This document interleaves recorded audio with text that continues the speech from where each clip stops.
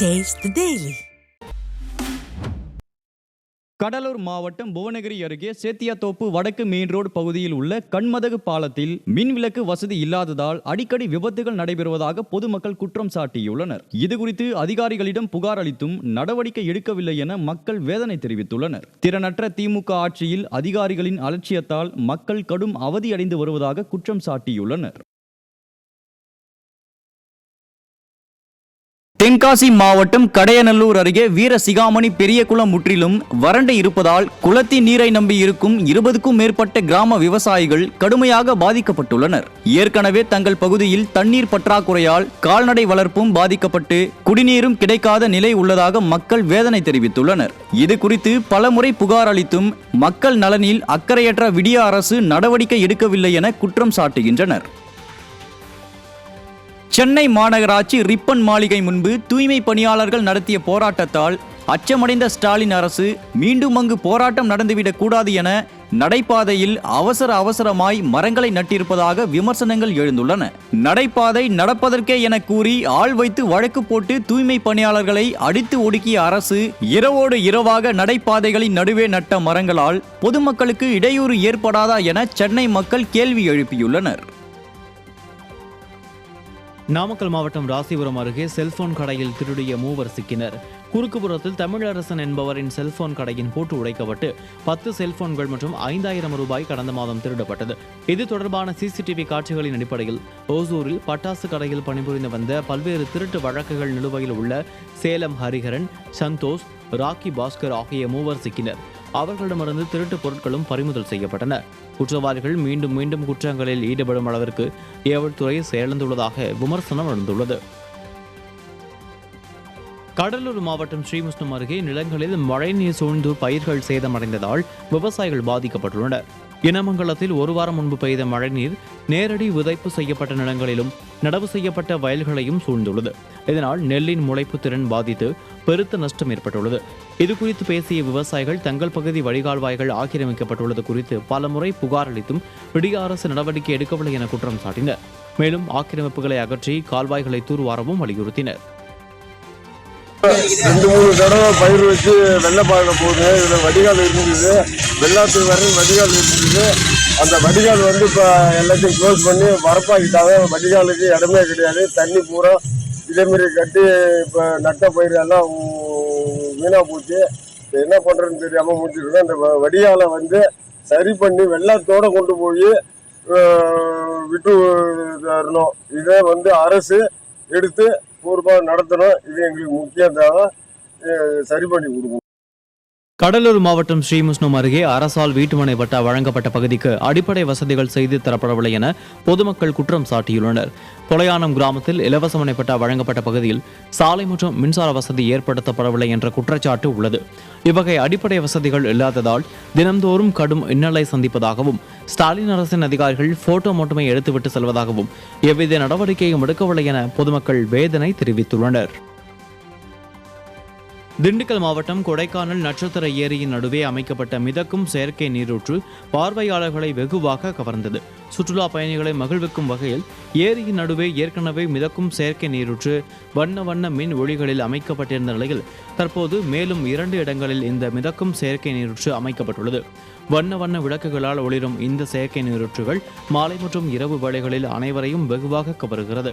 இதனால் பலரும் அதன் அருகில் சென்று செல்ஃபி எடுக்கவும் அந்த நீரூற்றில் நனையவும் ஆர்வம் காட்டுகின்றனர். கடலூர் சிப்காட் பகுதியில் ஏற்பட்ட தீ விபத்தில் பல லட்சம் ரூபாய் மதிப்பிலான மரங்கள், இயந்திரங்கள் தீக்கிரையாகின. வெங்கடேசன் என்பவருக்கு சொந்தமான மர இழைப்பகத்தில் இரவில் ஏற்பட்ட தீ விபத்தில் பல லட்சம் ரூபாய் மதிப்பிலான மரங்கள், இயந்திரங்கள் எரிந்து சேதமானது.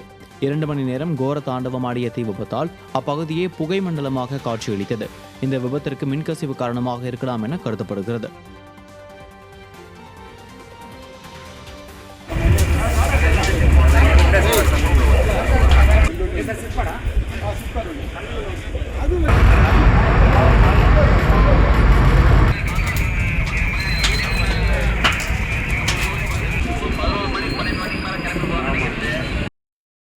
தஞ்சாவூர் மாவட்டம் பட்டுக்கோட்டை அருகே கழுகு புலிக்காடு ஆதிதிராவிடர் காலனி பகுதியில் கழிவறை, மின்சாரம் என எந்த ஒரு அடிப்படை வசதிகளும் இல்லை என மக்கள் குற்றம் சாட்டியுள்ளனர். கழுகு புலிக்காடு கிராமத்தில் உள்ள ஆதிதிராவிடர் காலனி பகுதியில் கழிவறை வசதி, சாலை வசதி, மின்சாரம் உள்ளிட்ட எந்த ஒரு அடிப்படை வசதிகளும் இல்லை எனவும், இதுகுறித்து பலமுறை அதிகாரிகளிடம் புகார் அளித்தும் எந்த நடவடிக்கையும் எடுக்கவில்லை எனவும் வேதனை தெரிவித்துள்ளனர்.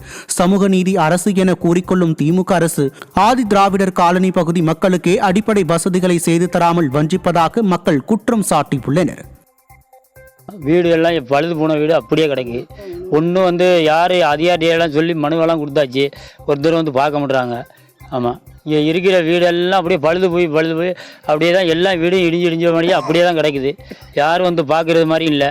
நாங்களும் நிறையா பேர்கிட்ட சொல்லிட்டோம், மனுவும் கொடுத்தாச்சு, ஒருத்தர் பார்க்க மாட்டுறாங்க.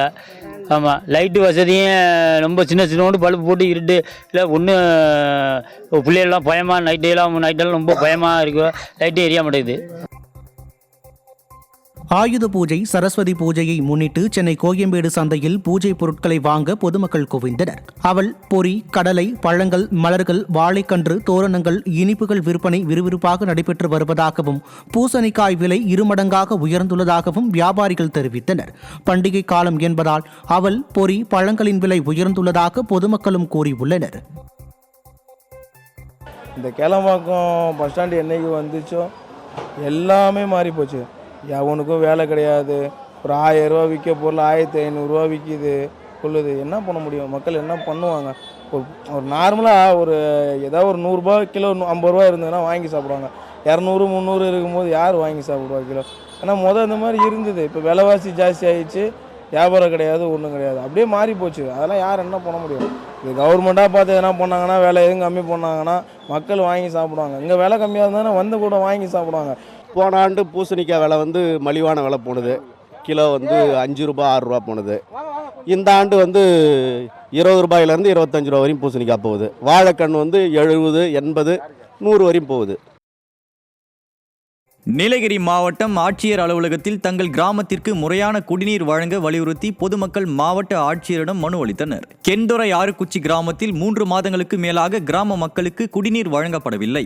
இதுகுறித்து புகார் அளித்தும் அதிகாரிகளும் எந்த நடவடிக்கையும் எடுக்கவில்லை என வேதனை தெரிவித்த கிராம மக்கள் சீரான குடிநீர் வழங்க கோரி மாவட்ட ஆட்சியரிடம் மனு அளித்தனர். திறனற்ற திமுக அரசால் மக்களுக்கு அடிப்படை வசதிகளை கூட செய்து தர முடியாதா என மக்கள் கேள்வி எழுப்பியுள்ளனர்.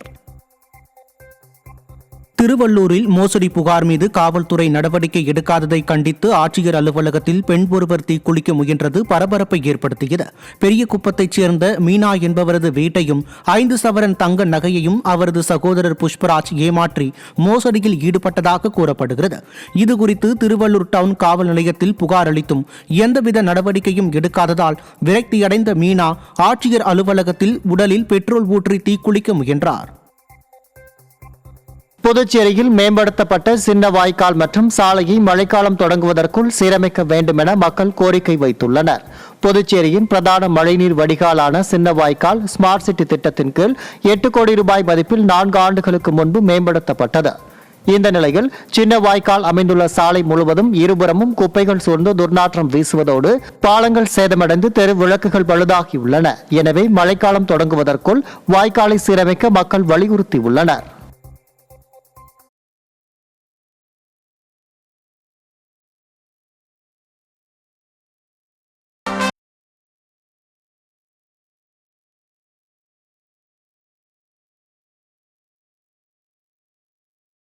செங்கல்பட்டு மாவட்டம் மறைமலை நகர் நகராட்சியில் முறையாக மக்கள் பணிகள் நடைபெறாததை கண்டித்து நகர்மன்ற கூட்டத்தில் இருந்து அதிமுக கவுன்சிலர்கள் வெளிநடப்பு செய்தனர். ஆப்பூர்காடு பகுதிகளில் குப்பைகள் கொட்டப்படுதல், நிலத்தடி நீர் பாதிப்பு மற்றும் சுகாதார சீர்கேடு உள்ளிட்டவற்றின் மீது நடவடிக்கை எடுக்கப்படாததற்கு அதிமுக கவுன்சிலர்கள் கண்டனம் தெரிவித்தனர். இதைத் தொடர்ந்து மக்கள் பணிகளை புறக்கணிக்கும் திமுக நகர்மன்ற தலைவரை கண்டித்து அதிமுக கவுன்சிலர்கள் வெளிநடப்பு செய்தனர். இந்த மக்கள் நல சார்ந்த பிரச்சனை எதுவுமே இந்த தீர்மானத்தில் எடுத்துன்னு வரல. இன்னைக்கு எல்லாமே கொள்ளடிக்கிறதுக்கு, திருட்டுத்தனம் பண்ணுறதுக்கு எந்தெந்த சப்ஜெக்டை சேர்க்க முடியுமோ அதை தான் சேர்த்துருக்காங்க. இந்த திமுக ஆட்சியில் எந்தெந்த வகையில் நவீனமயமாக கொள்ளடிக்க முடியுமோ அந்த மாதிரி இந்த நகர மட்டத்திலையும் அதே ஃபாலோ பண்ணுறாங்க. இன்னைக்கு தொல்காப்பியர் தெருவில் இருக்கிற அந்த சமுதாய கூட மக்கள் பயன்பாட்டுக்கு வரணும்னு சொல்லிட்டு பல முறை கேட்டிருக்கோம்.